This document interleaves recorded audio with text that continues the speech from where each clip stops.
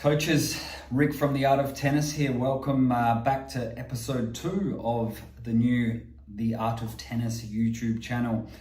So on episode 1, I spent a bit of time talking about my own journey from player to coach and how I guess what sort of level I got to before I transferred to coaching, and what made me get into coaching. Now, it's one of the best decisions I've ever made was to get into tennis coaching. But what held me back initially was there was no belief that it could actually be a legitimate job. I was on a path of trying to go to uni. I was not overly academic, sort of a B student, the odd A, the odd C. But I was ambitious enough that I wanted to go to uni and follow through with some type of role post uni. Now, I quickly realized that I was mostly unemployable. Now, what I mean by unemployable is that I'm really good when I can control what happens. And I'm a motivated self-starter, so I can make things happen. If I'm excited about something, I will make it happen. I can use my creativity and my energy to really make something flourish. Now, the unemployable bit was if I was stuck in an office having to do the same meetings with some boss who just has got a little bit of an ego and power trip and needs you to grovel to keep their ego in check. They need a certain amount of suck up from you, and I'm stuck in the four walls of an office in a cubicle. To me, that's almost like going to jail. Now, that might sound extreme. For some people, they're really quite comfortable and happy to be in a cubicle in an office and doing some work, talking to people, water cooler conversations, getting the takeaway coffee, all of that sort of stuff. And that's great. That's for some people. For me, that was never going to be right. So I guess for me, I wanted to go to uni to get some sort of job that I should get. My parents weren't pushy. They would have been happy for me to do whatever I liked, whether that be, as long as I was working.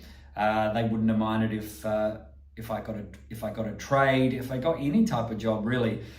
I wasn't super practical as far as hands-on trade type work. I think I wouldn't have been great electrician, plumber, other trades like that. I don't think quite for me either. So I really didn't want to work in the city, in the office type situation. I don't think I had the skills for a trade. I have a real lack of attention to detail sometimes, and especially if it's not something I'm really passionate about. And so I guess my options were a little bit limited. So after dropping out of uni, as I talked about in my first episode, I went to college in America.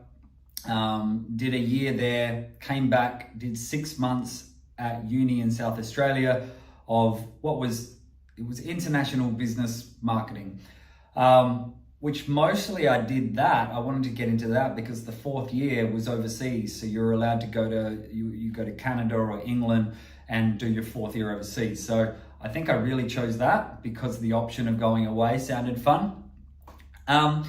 So I did drop out of uni and become a tennis coach, and I got a job in Darwin and went from Adelaide, drove up to Darwin and started a new life. So what gave me the belief that this was a legitimate job? Now, I knew tennis coaches who come to our town, our small town in Adelaide. We had coaches would come up each summer, and they might have 2 days a week at your club, maybe even 1 day a week, where they would offer lessons, and they might be there for 3 hours. They do some group lessons, and then they're done. So for me, it was always seeing what I thought were part-time coaches. Now, I think some of those guys had quite a few different clubs, and they would make their life work between maybe 3 or 4 clubs like that. But it was very seasonal, and I couldn't really understand how people could make that work as a full-time job. So what held me back was that belief in tennis coaching as an industry. How do you get enough hours to make it a full-time job? How are you going to get enough hours to one day get a bank loan to get yourself a house? This seemed unrealistic. As I started doing the full-time coaching up at Darwin, and when I say full-time coaching, I started on 15 hours a week, like many coaching jobs. I was promised a certain amount of hours, certain amount of groups, and then effectively I had to build up from there. Build private lessons, meet people, and sell lessons to build further. And once you're in a place, you really will build. You should be able to build pretty quick once you're in a place. So as that belief started to grow as I went to 25 and 30 hours a week. I think I was doing 35 to 40 hours a week when it come including the schools, what was going around the Northern Territory, visiting schools and being paid from Tennis NT to run this. It was called Tennis in Schools, so it was a participation program to get kids into tennis. I do remember a little side story. When I was out of Darwin. The name escapes me, but we're heading Humpty Doo, I think it was Humpty Doo. Those who know the NT, Humpty Doo, and I think it was Humpty Doo Primary School, and I had 30 kids in year 6 or 7, and tough kids, tough NT kids, some Indigenous, some not. And the lesson that I was doing was going okay, but their energy levels were almost too high for me to go through the instructional stuff of, let's do this and let's hit it to a partner. And so in the end, I remember just getting the balls and playing a form of marks up with them. For those who don't know, marks up, it's an Aussie rules football activity where you have a group of people and they try to take the mark, someone kicks it to them and they try to take the mark, and then they become the kicker who kicks to the group. So I effectively made a tennis version of marks up, where someone had a racket, had the ball, smacked it as far as they can, and the group would try to catch it, and then they would come back in and have a go. Now that worked really well. They loved it. They played marks up tennis, and that got me through a lesson or two. The teachers didn't care. I think they were pretty happy to be able to sip on their coffee and let me take responsibility for their crew. So this was all part of me learning about the full spectrum of coaching, the spectrum of school participation coaching, being paid by the government body, which was Tennis NT, to go around and promote participation in schools. So you had that. And then you had the club coaching, which is group lessons, private lessons, squads, adult lessons, adult competitions, restringing, and it started to all add up to becoming a decent job. Now, I wasn't paid too highly on my first job, but I also didn't have any coaching qualifications, so I was really effectively an apprentice, starting out with my coaching. But it wasn't until I went to the Australian Tennis Coaches Conference, and this would have been in year 2001, I think, 2001, 2002, around there, my first coaching conference.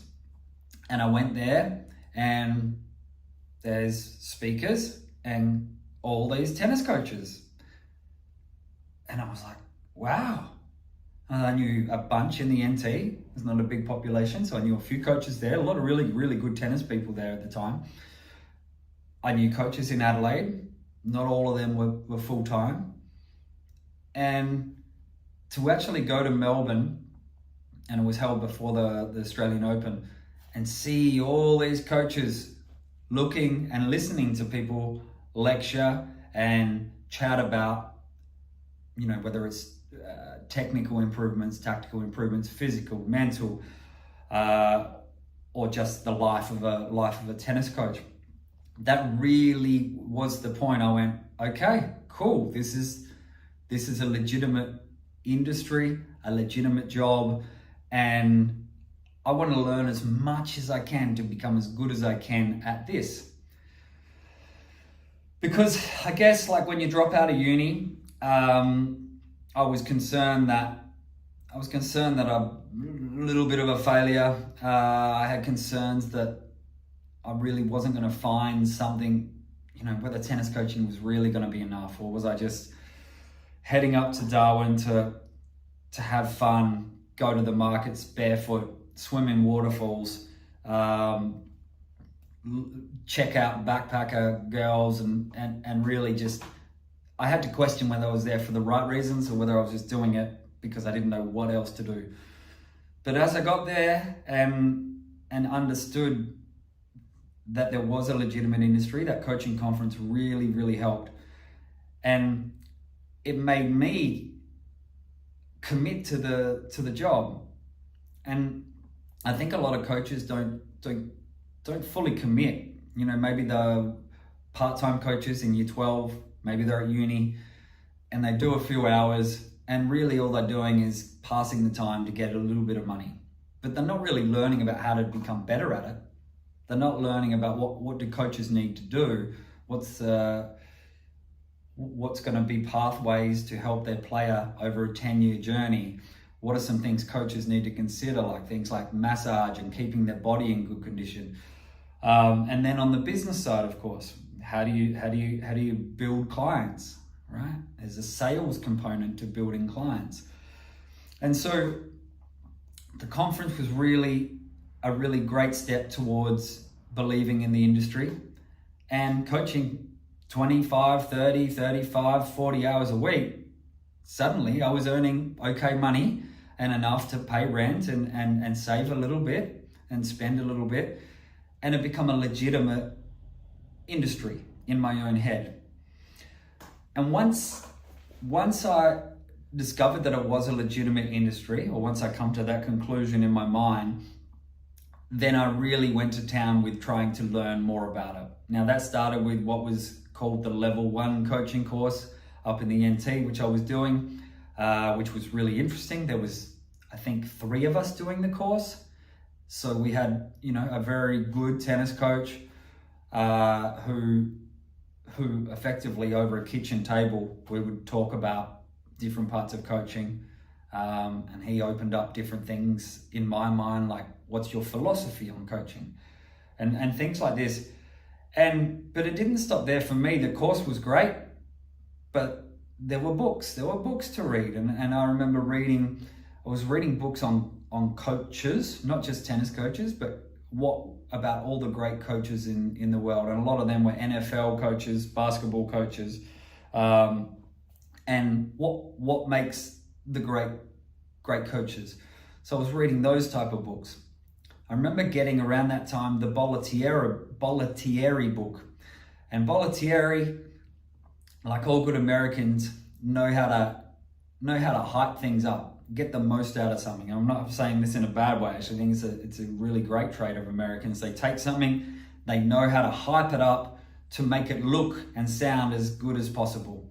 Where sometimes Australians, definitely the British, almost do the opposite, almost take something and dampen it down a little bit to make it not sound too braggy or too cringe or whatever you want to say.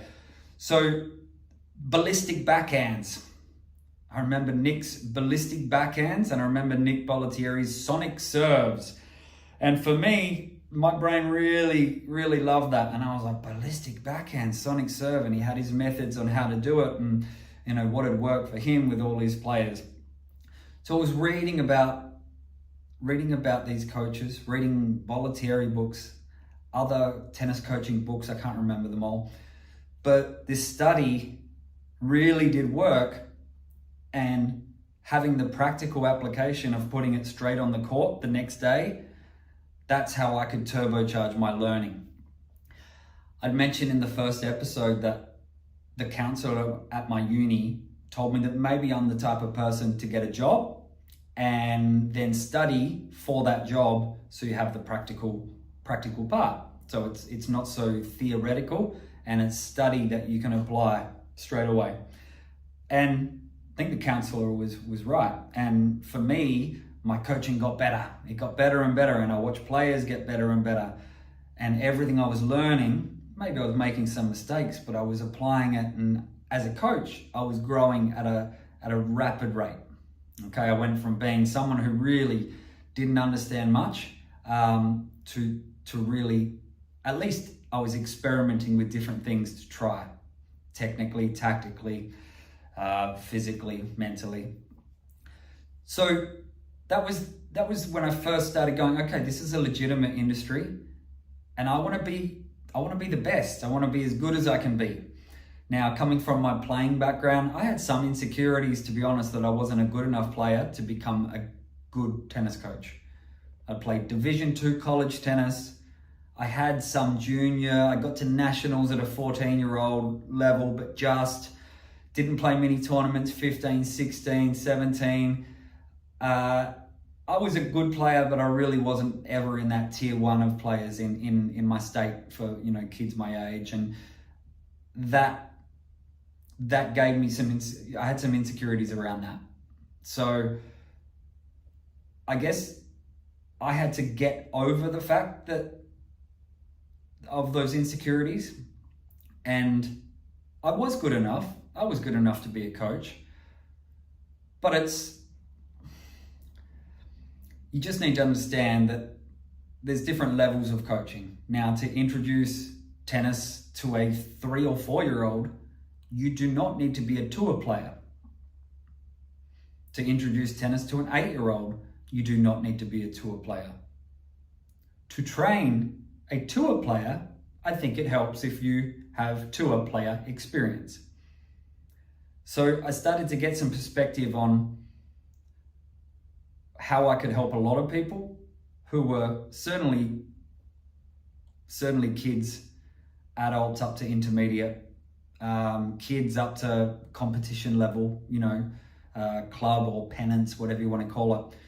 I could help get them to that level because I had some experience. And I think in your early days of coaching, you do draw a lot on your playing, all right? Because you haven't got enough hours of coaching on the court to draw on that. So you draw on your own playing experience and maybe your own training experience as a kid and through that.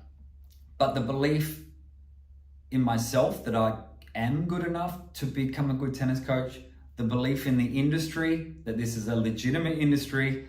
I'd already traveled from Adelaide to Darwin. I had a job, and potentially I could work anywhere in the world as a tennis coach. And that was exciting to me. Again, as I mentioned in episode 1, I had the travel bug. I'd been to America, and I wanted to keep traveling. At that point in time, I was happy to do a year in every country in the world.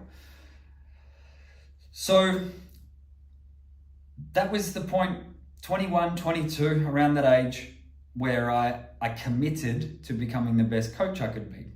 And I remember setting a little goal that for the next 5 years, I'm going to learn as much as I can about becoming the best tennis coach I can be.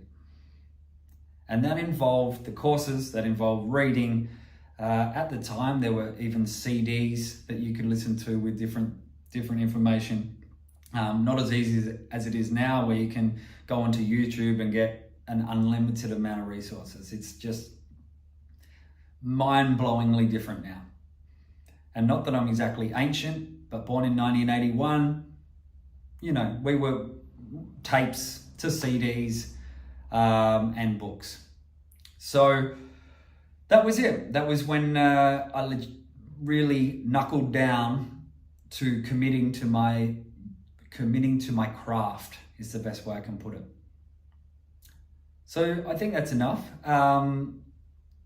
Thanks for listening, and we'll chat again soon. Cheers.